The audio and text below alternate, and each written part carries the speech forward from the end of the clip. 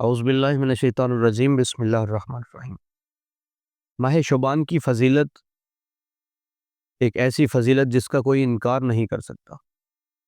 ماہ شعبان کو اللہ نے کیا فضیلت عطا کی، کیا عزت عطا کی، کیا برکتیں اور رحمتیں اس مہینے میں اللہ کی طرف سے نازل ہوتی ہیں، انسان سوچ ہی نہیں سکتا۔ اسی مہینے کے بارے میں دو تین حدیثیں آپ کی خدمت میں پیش کریں گے۔ سب سے پہلے رسول خدا صلی اللہ علیہ وآلہ وسلم نے فرمایا کہ شعبان میرا مہینہ ہے اور رمضان میری امت کا مہینہ ہے۔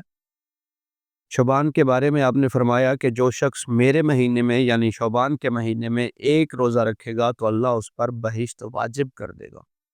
سبحان اللہ، صرف ایک روزہ جو شعبان کے مہینے میں رکھے گا اللہ اس کے گناہ معاف کر دے گا، اللہ اس پر جنت واجب کر دے گا۔ یہ سرکار دو عالم سرکار محمد مصطفیٰ صلی اللہ علیہ وآلہ وسلم سے حدیث ہے۔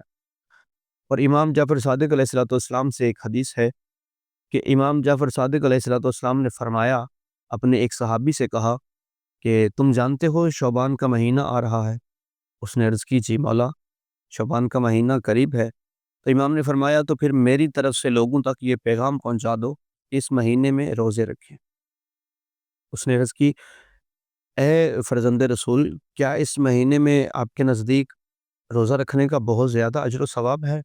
تو آپ نے فرمایا اے بندہ خدا، جو شعبان کے مہینے میں روزے رکھتا ہے اللہ اس کے گناہ معاف کر دیتا ہے، اللہ اس پہ کرم کی بارش نازل کر دیتا ہے، اپنی رحمتوں اور برکتوں کے دروازے کھول دیتا ہے۔ اور آپ نے فرمایا کیا تم نہیں جانتے کہ اللہ کے نبی رسول اللہ صلی اللہ علیہ وآلہ وسلم جب شعبان کا چاند دیکھتے تو آپ اپنے صحابہ سے کہہ دے کہ جاؤ سارے شہر میں اعلان کر دو، کوئی ہے جو مجھ محمد پر احسان کرے، کوئی ہے جو مجھ محمد کی مدد کرے۔ تو لوگوں نے پوچھا کہ یا رسول اللہ آپ پر احسان کیسے اور آپ کی مدد کیسے کر سکتے ہیں؟ تو آپ فرماتے تھے کہ شعبان میں روزے رکھو، یہ مجھ محمد کی مدد ہے اور یہ مجھ پر احسان ہے۔ تو اتنی زیادہ تاکید اور اتنی زیادہ فضیلت شعبان کے مہینے کے روزوں کی، اور اگر ایک روزہ بھی انسان رکھے تو جنت واجب ہو جاتی ہے۔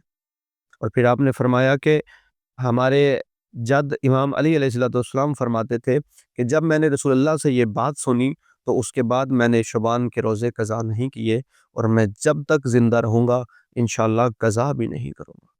سبحان اللہ۔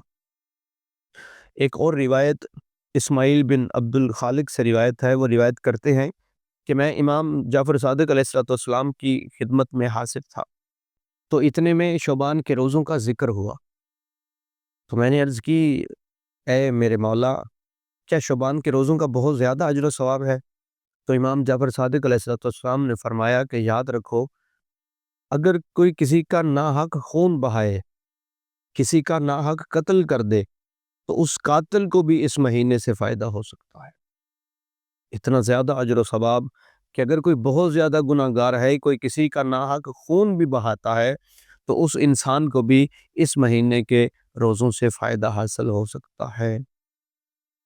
تو کوشش کریں بجائے اس کے کہ ہم اپنا ٹائم ضائع کریں، ہم دنیا کے فضول کاموں میں اپنا وقت ضائع کریں، زیادہ سے زیادہ اس مہینے میں اللہ کی عبادت کریں، اس مہینے میں زیادہ سے زیادہ اہل بیت پر درود پڑھیں، زیادہ سے زیادہ نماز ادا کریں، زیادہ سے زیادہ روزے رکھیں، اور اہل بیت کے دشمنوں پہ لعنت کو معمول بنا لیں، صبح و شام اہل بیت کے دشمنوں پر لعنت کیا کریں۔